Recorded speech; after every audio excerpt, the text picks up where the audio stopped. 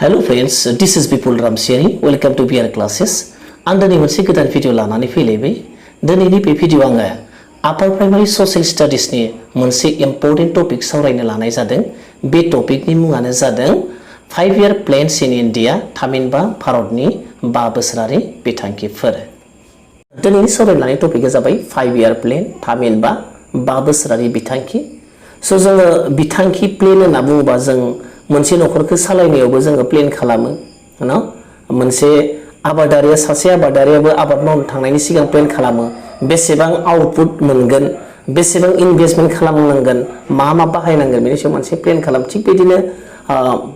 माबायावबो मोनफा हादोरनि बेलायावबो ना मोनफ्रोमबो हादोरानो मोनफा मा रांखान्थियारि प्लेनिं थायो इकनमिक प्लेनिं थायो स' जोंनि भारतआवबो मा बे इकनमिक प्लेन हिसाबै 5 year प्लेनखौ नाजावनाय जादोंमोन आरो स' बिनि बेकग्राउन्डआव जों मा दं बेखौ नायदोनि हिस्ट्रि होनना बेनि जारिमिना 5 year plans are centralized and integrated national economic programs बे मोनसे 5 year प्लेनआ 5 बोसोरनि बिथांखिया मोनसे सेन्ट्रेलाइज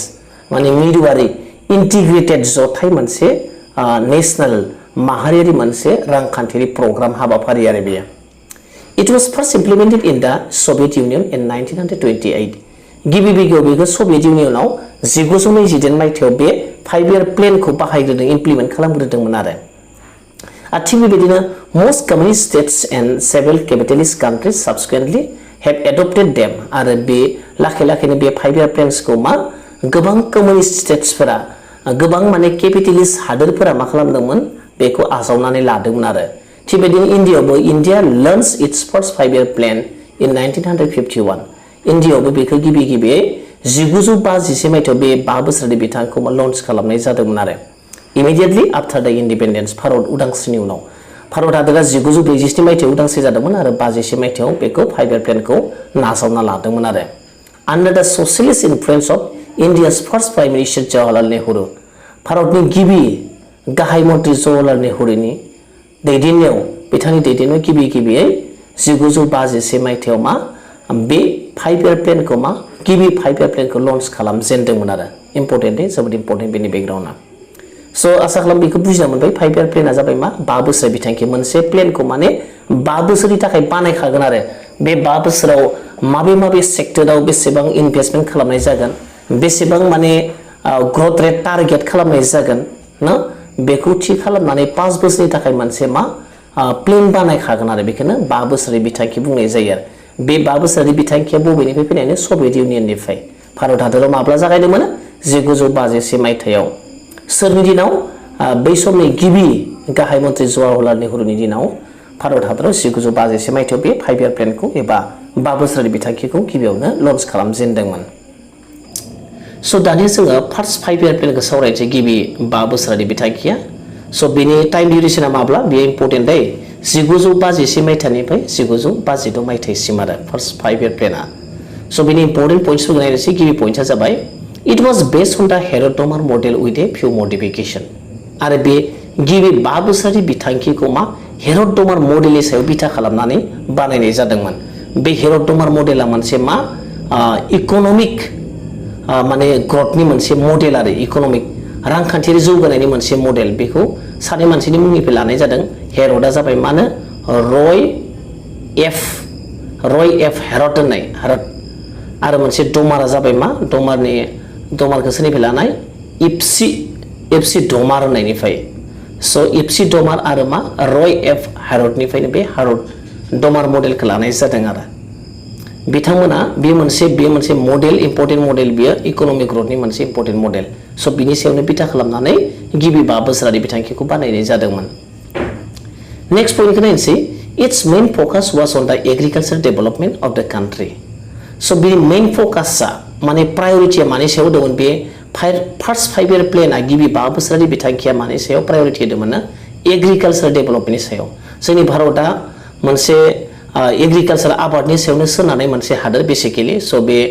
एग्रिकालचार माने बेस्ट हादोर नालाय स' बियो गिबियाव माखौ प्रायरिटि होदोंमोन जोंनि फार्स्ट 5 year प्लेनआ एग्रिकालचार डेभेलपमेन्टखौनो आबाद जौगानायनि सायावनो बांसिन माबा होदोंमोन फकास खालामदोंमोन आरो गिबि 5 बोसोर बिथांखिया बे इम्पोर्टेन्ट दै गिबि 5 बोसोरनि बिथांखिया मानि सायाव प्रायरिटि होदोंमोन माखौ प्रायरिटि होदोंमोन एग्रिकालचार डेभेलपमेन्टखौ जोबोद इम्पोर्टेन्ट पइन्ट नेक्स्ट जाबाय ग्रोथ रेट टारगेट बेसेबां टारगेट खालामदों बे फार्स्ट 5 इयार प्लेनाव जा इकोनॉमिक ग्रोथ बेनि टारगेटआ बेसेबां मोनो 2.1% मोनो नाथाय मा बेयाव बेनि सोलाय मा मोनखो एचिभ बेसेबां मोनदोंमोन बे फार्स्ट 5 इयार प्लेनाव 3.6% मोनदों माने सक्सेसफुल जादों आरो 2.1% माने टारगेट खालामनायाव बेसेबां मोनदों 3.6 मोनदोंमोन बांसिन मोनदोंमोन आरो जेसेबां टारगेट खालामदों बेनि सायाव मोनदों स' बेहाय मा फार्स्ट 5 इयार प्लेना मा सक्सेसफुल जादों आरो रांखान्थिनि बेलायाव दानिया जों सेकेन्ड 5 इयार प्लेनखौ सावरायनोसै सेकेन्ड 5 इयार प्लेन बेनि टाइम डिउरेसना बेसेबांमोन 1952 मायथाइनिफ्राय 1961 मायथाइसिम स' बे इम्पर्टेन्ट 1952 निफ्राय 1961 मायथाइसिम स' बेनि फार्स्ट पइन्टआ जाबाय नैथि 5 बोसोरारि बिथांखिनि फार्स्ट पइन्टआ जाबाय it was based on P C Mahalanobis model made in द इयार 1953 स' बे नैथि 5 बोसोरारिया मा मडेलनि सायाव बेस खालामनाय होनना बुङोब्ला खोब इम्पर्टेन्ट बेबो पीसी महालनोबिस मडेलनो स' बेयो सासे भारतनि सासे मामोन इन्डियान स्टेटिस्टिकियानमोन स' बिथांनि मुंनिफ्रायनो बेखौ बे मडेलखौ लानाय जादों बिथांनि आबुं मुङा जाबाय मा प्रशान्त चन्द्र महालनोबिसमोन आरो प्रशान्त चन्द्र महालनोबिस आरो बे मडेला बिथांनि होनाय मडेलमोन बेयो सेकेन्ड 5 इयार प्लेना नेक्स्ट पइन्टखौ नायनोसै नेक्स्ट पइन्टआ जाबाय it's main focus was on the industrial development of the country आरो बे नैथि 5 बोसोरारि बिथांखिनि गुबै फकासानो एकदम प्रायरिटिया मानि सायाव दंमोन इन्डास्ट्रियेल डेभेलपमेन्टनि सायाव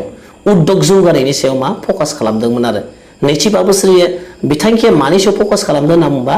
इन्डास्ट्रियेल डेभेलपमेन्ट उद्योग जौगानायनि सायाव खोब इम्पर्टेन्ट बेबो आरो बेनि टारगेट ग्रथआ बेसेबांनो 4.5% मोन एसि बेसेबां मोनदोंमोन 4.27% स' बेहाय मा जादों सक्सेसफुल जायासै जेसेबां टारगेट खालामदों एसेबां मोनाखैमोन आरो बेसेबां मोनदोंमोन 4.27% मोनदोंमोन बेसेबां टारगेट खालामदोंमोन 4.5% स' जेसेबां टारगेट खालामदोंमोन एसेबां मोनाखिसै बे नैथि 5 बोसोरारि बिथांखियाव दानिया जोङो थामथि 5 बोसोरारि बिथांखि थार्ड 5 इयार प्लेन बेनि टाइम डिउरेसना मामोन 1961 मायथाइनिफ्राय 1966 मायथाइसिम थामथि 5 बोसोरारि बिथांखिया बेनि इम्पर्टेन्ट पइन्ट्सफोरखौ नायनोसै जोङो गिबि पइन्टआव दङ दिस प्लेन इज अलसो कल्ड गाडगिल योजना आरो बे प्लेनखौ थामथि 5 बोसोरारि बिथांखिखौ मा होननाबो मिथिनाय जायोनो गाडगिल योजना होनना मिथिनाय जायो बे गाडगिल योजना सोरनि मुंनिफ्राय लानायनो आफ्टर द deputy chairman of planning commission भारतनि लेङाइ चेयारमेन लेङाइ आफादगिरि प्लेनिं कमिसन लेङाइ आफादगिरि डि आर गाडगिलनिफ्रायनो बे मुंखौ दोननाय जादों आरो बे गाडगिल योजना होननाबो मिथिनाय जायो आरो बे गाडगिल योजना गाडगिला सोरनि मुंनिफ्रायनो deputy chairman of planning commission बिथांनि मुंनिफ्राय लानाय नेक्स्ट पइन्टखौ नायनोसै जों गुबुन मोनसे पइन्टआ जाबाय the main focus of this plan was to make the economy independent बेनि गुबै फकासआ बे थामथि 5 बोसोरारि बिथांखिनि गुबै मोनसे फकासआ प्रायरिटिया मामोन इकोनॉमी इंडिपेंडेंट जोंनि भारतखौ माने इंडिपेंडेंट भारतनि रांखान्थिखौ उदां खालामनाय इंडिपेंडेंट खालामनाय द स्ट्रेस वाज लेड अन द एग्रिकालचार एंड द improvement in the production of wheat आरो माने मानिसो बांसिन जर होदोंमोन स्ट्रेस वाज लेड अन द एग्रिकालचार आबादनि बिथांखियाव आबादावबो एग्रिकालचारनि बिथिङावबो मा स्ट्रेस माने जर होदोंमोन आरो improvement of production of wheat माने व्हीटनि प्रोडक्शननि डेभेलप इम्प्रुवमेन्टनि सायावबो मा होदोंमोन बांसिन जर होनाय जादोंमोन बे थामथि 5 बोसोरारि बिथांखिया स' मेइन फकासआ जाबाय इकोनॉमी इंडिपेंडेंट गोसोआव लानो गोनां जायो आरो मानि सायावबो स्ट्रेस होदोंमोन जर होदोंमोन agriculture and improvement in the production of wheat गोसोआव लानो गोनां पइन्ट नेक्स्ट पइन्टआ जाबाय टारगेट ग्रथआ बेसेबांनो 5.6 मोननो एसि बेसेबां मोनदोंनो 2.4% मोनदोंनो माने जि टारगेट खालामदोंमोन एसेबां आउटकामा जायासै आरो माने फेलियर जादों बे थामथि 5 बोसोरारि बिथांखिया मा जादों फेलियर जादों गोबां खम जादों नङा होमबा 5% 5.6%निफ्राय 2.4% ल'सो मोननो हादों आरो स' बे थामथि 5 बोसोरारि बिथांखिया जाबायदि आउटपुट मोननो टारगेट लादोंमोन बे आउटपुटखौ मोनासै आरो फेलियर जादों बेनि उनाव जों गुबुन मोनसे बिथांखिखौ नायलायनोसै बे बिथांखिया मा जादों थामथि 5 बोसोरनि उनाव मा जादों मोनसे प्लेन हलिडेज जादों बन्द जादों 5 बोसोरारि बिथांखिया मा जादों बन्द जादों बेखौ माने प्लेन हलिडेज होनना बुंनाय जायो आरो बे प्लेनआ मा जादों बन्द जादों हलिडेज बन्द जादों माबोरै बन्द जादों कन्टिनिउ 5 बोसोर बिथांखिया मा बेवहाय थाबथानो गोनां जादों आरो बेयाव मा जाहोन दंमोन 1966-69 मायथाइनि गेजेराव मा जादोंमोन इन्ड' पाकिस्तान वार जादों इन्डियाजों पाकिस्तानजों जुद्ध जादोंमोन आरो चाइनाजों मा इन्डियाजों जुद्ध जानायनि थाखाय माने बे 5 बोसोरनि बिथांखिखौ माने कन्टिनिउ खालामनो हायाखिसै आरो बेयाव प्लेन हलिडेज जादों बेयाव मा जादों एनुअल प्लेनसो जादों बेनि सोलाय मा due to the failure of the first पॉइंटआ जादों due to the failure of the previous plan the government announce 3 annual plans called plan holidays from 1966 to 1969 बय मा जादों 5 बोसोरनि बिथांखि माने बोसोरबानि थाखाय मोनसे बिथांखि लानो हायाखिसै बे समाव मा जादोंमोन पाकिस्तानजों भारतजों चाइनाजों जुद्ध जानायनि थाखाय 5 बोसोरनि बिथांखिया फेलियर जादों आरो बेनि सोलाय मा मोनसे एनुअल प्लेन बोसोरथामनि थाखाय बोसोरै मोनसे प्लेन बोसोरसेनि बिथांखि बोसोरथामनि थाखाय बानायनो गोनां जादों आरो गोसोआव लानो गोनां बेनि टाइम पिरियडआ प्लेन हलिडेजनि पिरियडआ बेसेबांनो 1966 मायथाइनिफ्राय 1969 मायथाइसिम थामहिनबा बोसोरथाम आरो गोसोआव लानो गोनां पॉइंट बेयो माने बोसोरथाम 5 बोसोरनि बिथांखि थांनायनि उनाव माने बन्द प्लेन हलिडे जादों आरो बेसांनि थाखाय जादों बे एनुअल प्लेन जादों 5 बोसोरारि बिथांखिनि सोलाय बोसोरथाम 5 बोसोरारि बिथांखिनि उनाव मा एनुअल प्लेनसो जादों बोसोरारि बिथांखि जादों बोसोरसे खेबथाम बेखौ मा होनना बुंनाय जायो प्लेन हलिडेज होनना बुंनाय जायो आरो बेखिनिखौ गोसोआव लानो गोनां पॉइंट बेनि उनाव गुबुन मोनसे बिथांखिखौ नायलायनोसै गुबुन मोनसे 5 बोसोरनि बिथांखिया जाबाय फोर्थ 5 year प्लेन ब्रैथि 5 बोसोरनि बिथांखि बे ब्रैथि 5 बोसोरनि बिथांखिया माब्ला जादोंनो 1969 मायथाइनिफ्राय 1973 मायथाइसिम जादोंमोन आरो गोसोआव लानो गोनां 1969 निफ्राय 1973 मायथाइ जाबाय टाइम ड्यूरेशन ब्रैथि 5 बोसोरनि बिथांखिनि टाइम ड्यूरेशन बेनि जों इम्पोर्टेन्ट पॉइंट्सफोरखौ नायलांसै गिबि पॉइंटआ जाहैबाय मा There were two main objectives of this plan, that is, growth with stability and progressive achievement of self-reliance.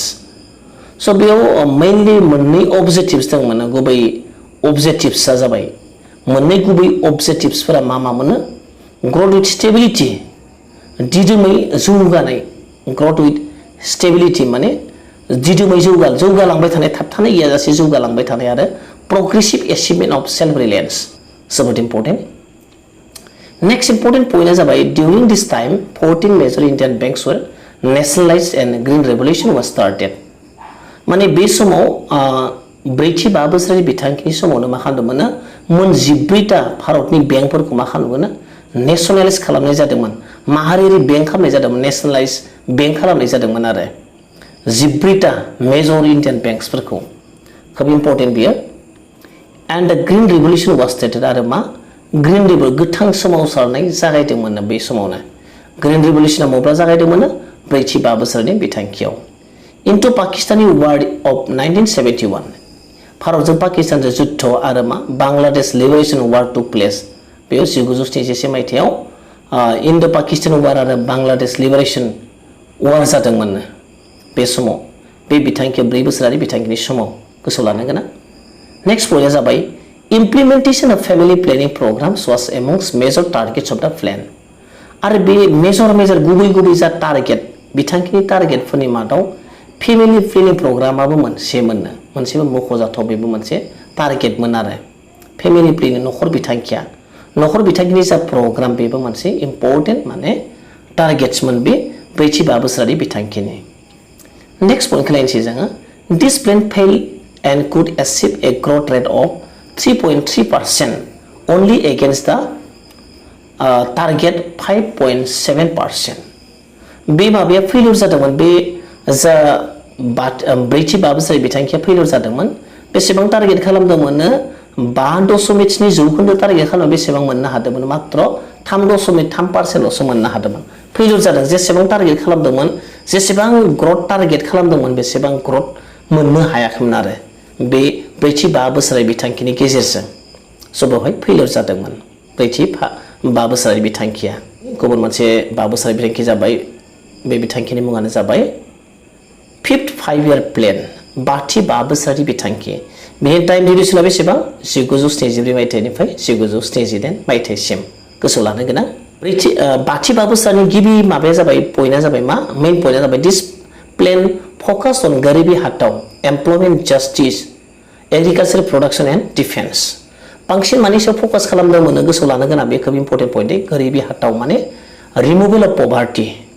माने जोंनि भारताव जाहाथे सासेबो गोरिब थानो मोना रावबो ओंखाम मोनजायै जाहाथे जाया बयबो जौगाजोबथों बे गोरिब होखारनो नागिरनाय गोरिब गैया खालामनो नागिरनाया बेनि मेइन फकासमोन माबानि 5 बोसोरारि बिथांखिनि आरो एमप्लयमेन्ट साख्रि होनाय एमप्लयमेन्ट जेनेरेसन क्रिएट खालामनाय जास्टिस न्याय होनाय एग्रिकालचार प्रडाक्शन आबादारि दिहुनथाय आरो डिफेन्स बेनि सायाव मा मेइनलि मा फकास होदोंमोन 5 बोसोरारि बिथांखिया बेनि उनाव गुबुन मोनसे पइन्टआ जाबाय मा overall this plan was successful which achieved a growth rate of 4.8% against the target 4.4% आरो बे माने सक्सेसफुल जादोंमोन बे 5 बोसोरारि बिथांखिया मा जादोंमोन सक्सेसफुल जादोंमोन ओवरअल माने ओवरअल सक्सेसफुल जादोंमोन आरो माबायदि बेसेबां ग्रोथ टारगेट खालामदोंमोन 4.4% टारगेट खालामदोंमोन एसेबां ग्रोथ रेट टारगेट खालामदोंमोन आरो बेनि मादाव बेसेबां मोनदोंमोन 4.8% मोनदोंमोन बारा मोनदों जेसेबां टारगेट खालामदों बेनि सायावसो मोनदों स' बियो मा सक्सेसफुल जानो हादोंमोन आरो 5 बोसोरारि बिथांखिया जेसेबां टारगेट खालामदोंमोन जेसेबां ग्रोथ रेट टारगेट खालामदों बेनि बांसिन मोननो हादोंमोन आरो स' ओंखायनो बे सक्सेसफुल जादोंमोन बे 5 बोसोरारि बिथांखिया बेनि उनाव जों गुबुन मोनसेखौ नायलायनोसै बे 5 बोसोरारि बिथांखिनि उनाव मा जादोंमोन मोनसे रलिं प्लेन जादोंमोन 5 बोसोरारि बिथांखिया जायाखै 5 बोसोरारि बिथांखिया स्टप जादोंमोन बेवहायबो बेखौ मा होनना बुङो रलिं प्लेन होनना बुंनाय जादों 1978 मायथाइनिफ्राय 1980 मायथाइयाव बे रलिं प्लेनखौ सोर इन्ट्रडिउस खालामदोंमोन बै समनि मा जनता गभर्नमेन्टनिनो मरारजी देसाईआ इन्ट्रडिउस खालामदोंमोन जाहाथे मोनसे माने लिबारेल टारगेट माबानानै एसे फ्लेक्सिबल खालामनो थाखाय बिथाङा बे रलिं प्लेनखौ मा इन्ट्रडिउस खालामदोंमोन बोसोरनैनि थाखाय बिथाङा 5 बोसोरारि बिथांखि जायाखैमोन इयो मा बोसोरनै मोनसे रलिं प्लेन जादोंमोन 1972 मायथाइनिफ्राय 1980 मायथाइसिम गोसोआव लानो गोनां सोर इन्ट्रडिउस खालामदों बे रलिं प्लेनखौ मरारजी देसाई बै समनि माने गाहाय मन्त्रि मरारजी देसाईआ इनि इम्पर्टेन्ट पॉइंट्स नायनि जों रलिं प्लेननि आफ्टर द टर्मिनेशन अफ द 5th year प्लेन बे 5 बोसोरारि बिथांखि जोबनायनि उनाव 5 बोसोरारि बिथांखि जोबनायनि उनाव दथिनि बेलायाव मा जादोंमोन the rolling plan came into effect from 1970 to 80 1978 मायथाइनिफ्राय 1980 मायथाइसिम बेयो रलिं प्लेनआ फैदोंमोन आरो रलिं प्लेन जादोंमोन माने 5 बोसोरारि बिथांखिनि उनाव 5 बोसोरारि बिथांखिया जाथ'वाखैमोन बे बोसोरनैनि थाखाय मा रलिं प्लेन जादोंमोन आरो बेखौ सोर इन्ट्रडिउस खालामदोंमोन मरारजी देसाईआ गोसोआव लानो गोनां नेक्स्ट पॉइंटआ जाबाय इन 1980 Congress rejected the rolling plan and new 6-5-year plan was introduce आरो 1980 मायथाइयाव थिग बे मरारजी देसाईनि उनावनो कंग्रेस सरकारा फैनानै मा कंग्रेसआ बेखौ रिजेक्ट खालामबाय आरो मा 5 बोसोरारि बिथांखिखौ इन्ट्रडिउस खालामदोंमोन आरो जों नायलांसै 5 बोसोरारि बिथांखिखौ नेक्स्टआ जाबाय 5 बोसोरारि बिथांखि नेक्स्ट जाबाय 5 बोसोरारि बिथांखि बा 6-5-year प्लेन 5 बोसोरारि बिथांखि बेनि टाइम डिउरेसना बेसेबां 1980 मायथाइनिफ्राय 1985 मायथाइसिम गोसोआव लानो गोनां बेनि मेइन पॉइंट्सफोरखौ नायलायनोसै जों दानिया The basic objective of this plan was economic liberalization by eradicating poverty and achieving technological self-reliance. आरो बेनि बेसिक अबजेक्टिव्सआ बे 5 बोसोरारि बिथांखिनि गुबै अबजेक्टिव्सआ गुबै नोजोरा थांखिया मामोन इकोनॉमिक लिबेरालाइजेशन खालामनाय रांखान्थिखौ एन्ड बाय इराडिकेटिं पभार्टी माबाखौ गोरिबखौ होखारनानै रांखान्थियारि लिबेरालाइजेशन खालामनाय रांखान्थि बिथिङाव उदां खालामनाय एन्ड एचिभिं टेक्नोलॉजिकल सेल्फ रिलायन्स आरो मा टेक्नोलॉजिकल सेल्फ रिलायन्सखौ मा खालामनाय मोनफुंनो हानायमोन इकोनॉमिक लिबेरालाइजेशन माखौ खालामनानै इराडिकेटिं पभार्टी गोरिबखौ खोमानानै मा खालामनाय इकोनॉमिक लिबेरालाइजेशन खालामनाय आरो मा टेक्नोलॉजिकल सेल्फ रिलायन्सखौ एचिभ खालामनाय मोननायमोन बेनो गुबै मा अबजेक्टिव्समोन 6-5-year प्लेननि जोबोद गोसोआव लानो गोनां नेक्स्ट पॉइंटआ जाबाय it was based on investment योजनाया भुल जादों दे बानाना बेयो it was based on investment योजनानि सायाव बिथा खालामनानै दानायमोन बे 5 बोसोरारि बिथांखिया इनफ्रास्ट्राक्चारेल चेन्जिं इनफ्रास्ट्राक्चार जायखौ जों इनफ्रास्ट्राक्चार होनना बुङो बे इनफ्रास्ट्राक्चारेल माने चेन्जिं सोलायनायमोन एन्ड ट्रेन टू द ग्रोथ मॉडल जौगानाय मॉडलनि ट्रेन्डसिम सोलायनायमोन माने एन्ड ट्रेन टु दा ग्रथ मडेल बेहासिम लांनायमोन आरो बिनि माबाया थांखिया बियो मानि सायाव द'थि बा बोसोरारि बिथांखिखौ इनभेस्टमेन्ट जजनानि सायाव बेस खालामनानै माबादोंमोन इनफ्रास्ट्राक्चार चेन्जिं ट्रेन टु दा ग्रथ मडेल आरो गोसोआव लानो गोनां नेक्स्ट पइन्टआ जाबाय it's growth target was 5.2% but it achieved 5.7% growth so बेहाय 6 बा बोसोरारि बिथांखियाबो साक्सेसफुल जानो हादोंमोन बेसेबां ग्रथ रेट टारगेट खालामदोंमोननो 5.2% मोननो नाथाय बिनि सोलाय बेसेबां मोनदोंनो 5.7 मोनदोंनो जेसेबां टारगेट खालाम जेसेबां जौगानाय ग्रथ रेट टारगेट खालामदोंमोन बे प्लेनिंनि जोहै नाथाय मा बांसिन मोननो हादोंमोन 5.2 जौखोन्दोमोन नाथाय बेयाव मोननो बेसेबां 5.7 जौखोन्दो स' बे द'थि बा बोसोरारि बिथांखिया मा जादों फेलियर जायाखैमोन बेयो साक्सेसफुल जादोंमोन आरो बे बिथांखि लानायाव नेक्स्ट जों गुबुन मोनसे प्लेनिंखौ नायलेनसै बे गुबुन मोनसे जाबाय 7 5-year प्लेन स्निथि बा बोसोरारि बिथांखि स' स्निथि बा बोसोरारि बिथांखिनि टाइम डिउरेसना मा 1985 मायथाइनिफ्राय 1990 मायथाइसिम आरो गोसोआव लानो गोनां बेयो स्निथि बा बोसोरारि बिथांखिनि टाइम डिउरेसना मा 1985 निफ्राय 1990 मायथाइसिम स' फार्स्ट पइन्टखौ नायनोसै the objectives of this plan include the establishment of a self-sufficient economic self-sufficient माने गावनो गाव थोजासे रांखान्थियारि self-sufficient रांखान्थि गायसननायमोन establishment खालामनाय opportunities for the productive employment employmentनि productive employment माने opportunities for productive employment माने employment produce खालामनाय production खालामनाय employment generation खालामनायमोन and upgradation of technology आरो मा टेक्नोलॉजीखौ आपग्रेड खालामनाय जौगाहोनायमोन टेक्नोलॉजीखौ आपग्रेड खालामनाय बेनो मा बे माबानि स्निथि बा बोसोरारि बिथांखिनि गाहाय मामोन थांखि नोजोरमोन ऑब्जेक्टिव्समोन सो नेक्स्ट पॉइंटआ जाबाय द plan aimed at accelerating food grain production increasing employment opportunities raising productivity with a focus on food work and productivity आरो बियो बे प्लेनआ एम खालामदों माने सायाव एक्सेलेरेट खालामनाय माने फुड ग्रेन जानाय आदार माइरं फुड ग्रेन प्रडाक्शननि सायाव एमप्लयमेन्ट अपरचुनिटिसखौ माने साख्रि बाख्रि माने जा एमप्लयमेन्ट बे एमप्लयनि खाबुखौ बारायनाय राइजिं प्रडाक्टिभिटी दिहुनथायखौ बारायनाय विथ फकास अन फुड आदारनि सायाव फकास खालामनाय वर्क खामानिनि सायाव आरो प्रडाक्टिभिटीनि आरो दिहुनथायनि सायाव माने फकास खालामनाय बेनि सायाव गुबैयै मा खालामदोंमोन थांखि लादोंमोन बबेयो स्निथि बा बोसोरारि बिथांखिया आरो बे नेक्स्ट पॉइंट नायसै it's growth target was 5.0% but it achieved 6.01% बेयावबो साक्सेसफुल जानो हादोंमोन स्निथि बा बोसोरारि बिथांखिया साक्सेसफुल जादोंमोन बेसेबां टारगेट खालामदोंमोन ग्रोथ रेट बेसेबां टारगेट खालामदोंमोन 5.0 जौखोन्दो नाथाय बेयाव बेसेबां मोनदों बेनि सोलाय 6.01 जौखोन्दो एचिभ खालामनो हादोंमोन मोननो हादोंमोन गमामायैनो बे जा स्निथि बा बोसोरारि बिथांखिनि जा बिथांखि प्लेनिंमोन बेवहाय मा खालामनो साक्सेसफुल जानो हादोंमोन आरो उनाव जाबाय बे स्निथि बा बोसोरारि बिथांखिनि उनाव मा जादों मोनसे एनुअल प्लेन जादोंमोन प्लेन हलिडे जादोंमोन माने बन्द जादों बा बोसोरारि बिथांखिया बेवहाय थाबथादोंमोननो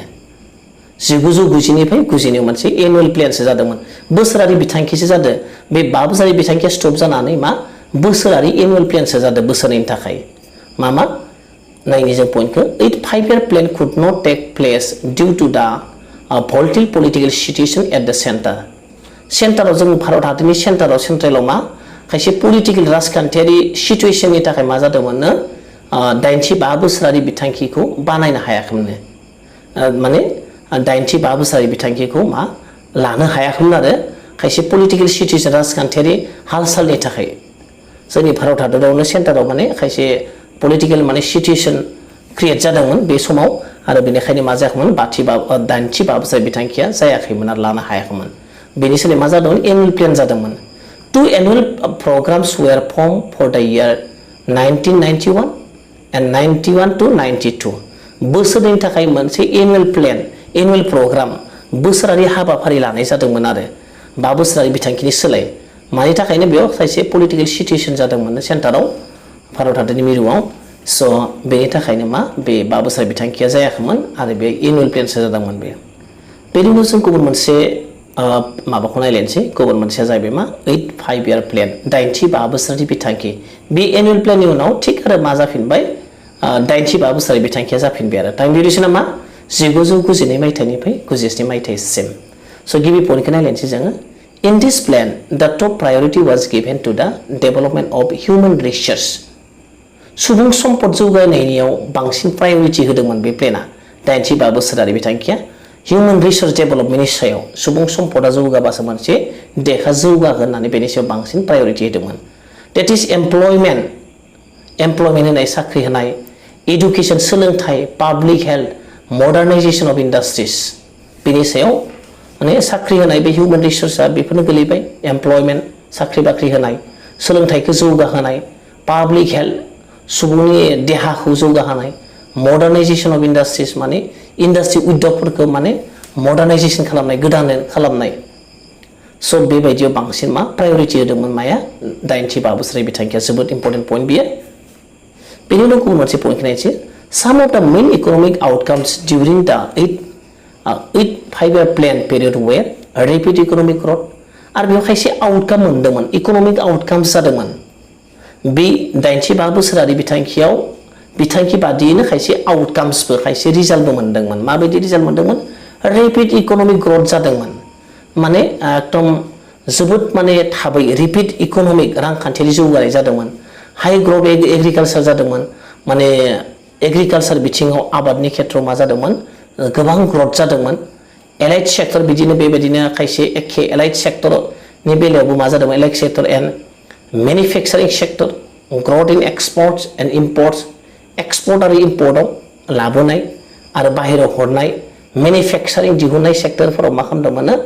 जोबोद माने इम्प्रुभमेन्ट नुनो मोन्दोंमोन आरो improving in trade and current account deficit आरो कारेन्ट एकाउन्ट डेफिसिटनि बेलायावबो माखासे इम्प्रुभमेन्ट जादोंमोन माने लकसान जायाखैमोन आरो बे 85 बोसोरारि बिथांखिनि खायसे इम्पोर्टेन्ट आउटकाम्स आरो बेयो नेक्स्ट पइन्टआ जाबाय this plan was successful and got an annual growth rate of 6.8% against the target 5.6% बे माने सक्सेसफुल जादोंमोन बेहाय माने एनुअल ग्रोथ रेटआ बेसेबां जादोंमोन 5.6 टारगेट खालामदोंमोन 5.6 जौखोन्दो टारगेट खालामनायाव बेसेबां मोन्दोंमोन 6.8 जौखोन्दो मोन्दोंमोन एचिभ खालामनो हादोंमोन थामहिनबा सक्सेसफुल जादोंमोन जिबायदि टारगेट खालामदों बेनिबो सायाव मोन्दोंमोन आरो स' 85 बोसोरारि बिथांखिया गमामायैनो मा सक्सेसफुल जादोंमोन आरो थेंक इउ नेक्स्टआ जाबाय 95 बोसोरारि बिथांखि 5 year प्लेन बेनि टाइम डिउरेसना बेसेबां 1997 मायथाइनिफ्राय 2002 मायथाइयाव नायनि मेन पइन्ट्सखौ नायनो जोङो the main focus of this plan was growth with social justice and equality आरो बेनि मेन फोकसआ बे 95 बोसोरारि बिथांखिनि मेन प्रायोरिटिया मानि सायाव दंमोन growth with social justice and equality समाजारि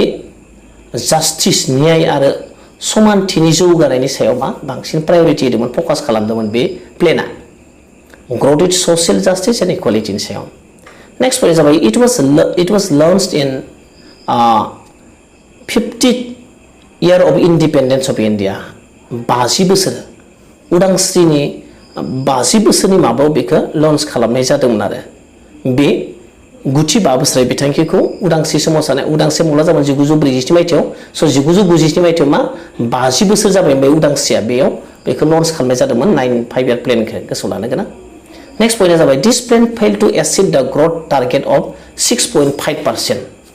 and achieve growth rate of 5.6% बेयो टारगेट खालामदोंमोन बेसेबां मोनो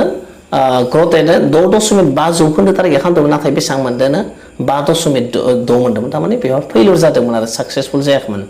जेसेबां हास्थायदोंमोन बेसेबां ग्रोथ रेट मोनाखैमोन 95 बोसोरनि बिथांखियाव प्लेन गुबुन मोनसेया जाहैबाय मा 10 5 year प्लेन बेनि टाइम डिउरेसना बेसेबां 2002 मायथाइनिफ्राय 2007 मायथाइसिम स' नायनि बेनि इम्पोर्टेन्ट पइन्ट्सफोरखौ दिस प्लेन एम टु डाबल द पार केपिटा इनकाम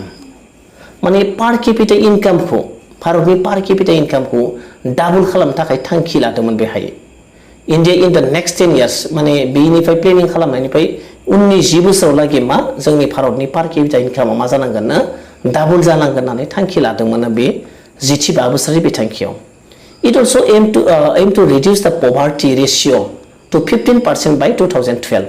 आरो 2012 मायथाइसिम 2002 निफ्राय 2012 मायथाइसिम 10 बोसोरनि भितराव मा poverty ratio खौ जा गोरिब रुजु जखाखौ 15% लागि खमायनो मा खालामदोंमोननो थांखि लादोंमोननो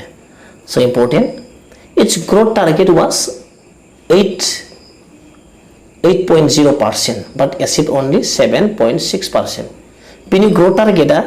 जिथि 5 बोसोरारि बिथांखिनि टारगेटआ बेसेबां मोननो 8% मोनो नाथाय मा बेसेबां मोनदों 7.6% मोनदो माने बे जेसेबां टारगेट खालामोन बेखिनिखौ मोनासै थारमाने थामिनबा मा जायासै बे जिथि 5 बोसोरारि बिथांखियाव साक्सेसफुल जानो हायाखैमोन आरो कमप्लिटली गुबुन मोनसेया जाबाय 11-5 year प्लेन 11 5 बोसोरारि बिथांखि बेनि टाइम डिउरेसना बेसेबां 2007 मायथाइनिफ्राय 2012 मायथाइसिम 2007 निफ्राय 2012 मायथाइसिम गोसोआव लानो गोनां स मेन पॉइंटखौ नायलायसै it was prepared by the C Rangarajan बियो मानोना बेखौ बे 7-11 बे 11 5 बोसोरारि बिथांखिखौ सोर प्रिपेयार खालामदोंमोन ना सी रंगाराजन गोसोआव लानो गोनां its main theme was rapid and more inclusive growth आरो बिनि गुबै थीमानो बे 11 5 बोसोरारि बिथांखिनि गुबै थीमा मामोन rapid and more inclusive growth गोख्रै आरो more बांसिन inclusive माने जथुम inclusive growth जौगानायमोन गासैखौबो लाफानानै जौगानाय inclusive growth मोन आरो थाबैनो आरो गोबां माने inclusive growth मोन आरो more inclusive growth मोन बेनि थीमा गोसोआव लानो गोनां पॉइंट नेक्स्ट पॉइंटआ जाबाय it achieved a growth rate of 8% against a target of 9% growth बेयाव मा जेसेबां हास्थायदों बेसेबां मोनाखैमोन इयो ग्रोथ रेटआ बेसेबां मोनो it achieved 8% 8% मोनदों बेसेबां हास्थायदोंमोन ना 9% 9% ग्रोथ रेट टारगेटआव बेसेबां मोनदोंमोन 8 थारमाने जेसेबां हास्थायदोंमोन एसेबां ग्रोथ रेट मोननो थाङाखैमोन 11 5 बोसोरारि बिथांखिनि गेजेरजों स बेवहाय माने कमप्लिटली मा जायाखैमोन सक्सेसफुल जायाखैमोन आरो फेलियर जादोंमोन बेनि उनाव जोङो जोबथि बिथांखिखौ नायनोसै जोबथि बिथांखि बियो जोंनि भारत हादरनि 5 बोसोरारि बिथांखिनि जोबथि 12-5 year प्लेन बिनि उनावथ' जोंहा सोलायबाय स 12-5 year प्लेन नायनोसै 12थि 5 बोसोरारि बिथांखि माब्ला जादोंमोन 2012 मायथाइनिफ्राय 2017 मायथाइसिम आरो गोसोआव लानो गोनां बियो थांनाय 2019 मायथाइनि आसाम टेटआव फैखांबाय बियो माने 12थि 5 बोसोरारि बिथांखिनि माने पिरियडआ बेसेबां बेखौ सोंदोंमोन आरो कभारिं पिरियडआ स मा जागौमोन 2012 निफ्राय 2017 मायथाइयाव स फर्स्ट पॉइंटआ जाबाय its main theme is faster more inclusive and sustainable growth बिनि गिबि माने बिनि मेन थीमामोन बे 12थि 5 बोसोरारि बिथांखिनि मेन थीमामोन faster more inclusive and sustainable growth जोबोर गोसोआव लानो गोनां पॉइंट नेक्स्ट पॉइंटआ जाबाय its growth rate target was 8% बेनि ग्रोथ रेट टारगेटआ बेसेबां मोनो 8% मोन स बेखिनियानो 12थि बिनि उनावथ' 12थि 5 बोसोरारि बिथांखिनि उनाव नरेन्द्र मोदी सरकारा नरेन्द्र मोदी गभर्नमेन्टआ बीजेपी गभर्नमेन्टआ नरेन्द्र मोदी लेड बीजेपी गभर्नमेन्टआ मा खालामबाय 2015 मायथाइनिफ्राय बे 5 year प्लेननि सोलाय मा जाखो मोनसे नीति आयोग होननाय NITI Aayog national institute of transforming India होननाय मोनसे मा गोदान मोनसे मा खालामबाय आयोग गायसनबाय माने प्लेनिंग कमिशनखौ मा रिप्लेस खालामखो नीति आयोगा रिप्लेस खालामबाय मब्लानिफ्राय जादों बियो 2015 मायथाइनिफ्राय जादों आरो स बिनि सिगाङाव मा मोननो बे 12थि 5 बोसोरारि बिथांखिसिम सोलिबाय दंमोन आरो 5 बोसोरारि बिथांखिया स बे इम्पोर्टेन्ट पॉइंट्सफोरखौ मोजाङै गोसोआव लाबानो जाबाय बेनिफ्राय सोंलु जायोबा एन्सार होनो हागोन होननानै आं सानो दा जों बे चेप्टारनिफ्राय प्लेनिं कमिशन थामहिनबा 5 year प्लेन्सनिफ्राय मा 2019 मायथाइयाव मा सोंलु जादोंमोन जों बेखौ नायलांनि बेयो आंनि माने माबायाव 70 नम्बराव दंमोन बेयो ससियेल स्टाडिसनि मा कुइसन फैदोंमोन नायनोसै जोङो the first 5 year plan of India was based on the model of भारतनि गिबि 5 बोसोरारि बिथांखिया बबे मडेलनि सायाव बिथा खालामनानै दानाय जादोंमोन जोंथ' दय मोनबोखाबाय बे मोनब्रै अपसना दङ Mahalanobis model Harrod Domar model Harris model Gandhian model जों दय मोनबोखाबाय मामोन बियामोन हेरदमार मडेलनि सायाव बेस खालामनानै गिबि 5 बोसोरारि बिथांखिखौ दानाय जादोंमोन आरो गोसोआव लानो गोनां हेरदमार मडेल बेनि उनाव गुबुन मोनसे सोंलु फैबावदोंमोन गुबुन मोनसे सोंलुआ जाहैबाय 74 नम्बराव दंमोन बियो ससियेल स्टाडिसनि नायनि 12-5 year प्लेन कभार्स द पीरियड बे 12थि 5 बोसोरारि बिथांखिया बबे पिरियडखौ कभार खालामो नामनो बबे पिरियडआव गोग्लैयो नै दासो जों नायखांबाय बे मोनब्रै अपसन नाय दङ 2010निफ्राय 15 2011निफ्राय 16 2012निफ्राय 17 2013निफ्राय 17 जों दासो मोनबोबाय मा सी नाम्बारा कारेक्ट 2012 मायथाइनिफ्राय 17 सिम बियो मा 12थि 5 बोसोरारि बिथांखियाव गोग्लैयो आरो बियो स' बेनि उननिफ्रायथ' 2015 मायथाइयाव ना बे जोबस्लाबियावनो 2015 मायथाइयावनो मा खालामबाय नरेन्द्र मदि लेड बीजेपी गभर्नमेन्टआ मा खालामदोंमोन नीति आयोग होननायजों बेखौ रिप्लेस खालामबाय बे प्लेनिं कमिसनखौ थामहिनबा बे 5 year प्लेन्सखौ आरो गोसोआव लानो गोनां सरकारि अपसना नैसिममोन 2012निफ्राय 17 सिम स' दिनैनि भिडिअ बेखिनियानो आसा खालाम भिडिअखौ नायनानै मोजां मोनबाय जुदि भिडिअखौ नायना मोजां मोनोब्ला खेबसे लाइक होलायदो आरो चेनेलाव गोदानब्ला चेनेलखौ साबस्क्राइब खालामनानै ला आरो गुबुननोबो हाजासे शेयार खालाम थेंक इउ फर वाचिं